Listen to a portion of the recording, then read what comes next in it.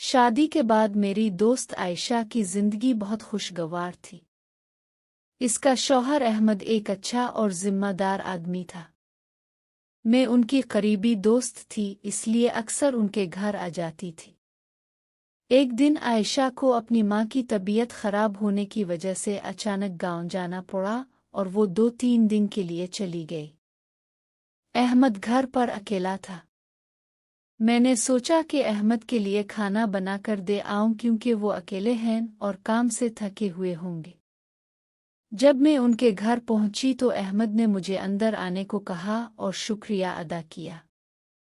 मैंने किचन में जाकर खाना बनाना शुरू कर दिया। अहमद बैठा हुआ मुझसे बातें कर रहा था। अचानक बिजली चली गई और घर अंधेरे में डूब गया। अहमद ने कहा कि वो जनरेटर ऑन कर देता है।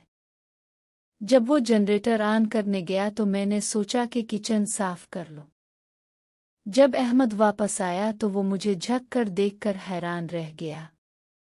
इस लम्हे इसके दिल में एक अजीब सी बेचैनी सी पैदा हो गई। वो सोचने लगा कि वो अकेला है और घर में सिर्फ वो और मैं ही मौजूद है। इसने मुझे देखकर कहा कि तुम्हें यहाँ अकेले नहीं आना चाहिए था। मैं शर्मिंदगी से कहने लगी कि मैं तो बस आशा की दोस्त हूँ। चला गया। अहमद ने कहा कि वो जनरेटर ऑन करता है।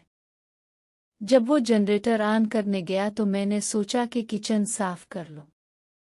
जब अहमद वापस आया तो वो मुझे झुका हुआ देखकर हैरान रह गया। इस लम्हे इसके दिल में एक अजीब सी बेचैनी पैदा हो गई।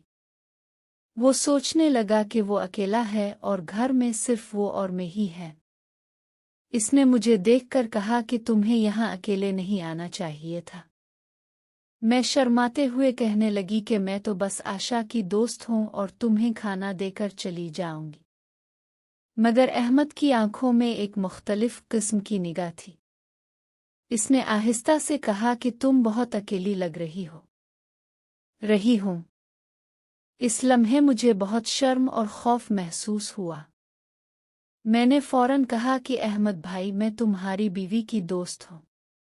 तुम मुझे इस तरह नहीं देख सकते। अहमद ने फौरन माजरत की और कहा कि मुझसे गलती हो गई। मैंने तुम्हें अपनी बीवी की दोस्त समझकर बुलाया था, मगर घर में अकेला होने की वजह से मेरा ज़हन भटक गया। मैं रोने लगी और कहा कि अब मैं ईशा के सामने कैसे जाएगी।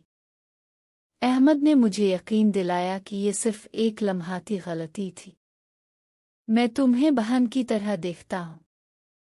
इसके बाद मैं घर वापस आ गई, मगर मेरे दिल में एक तूफान बरपा था।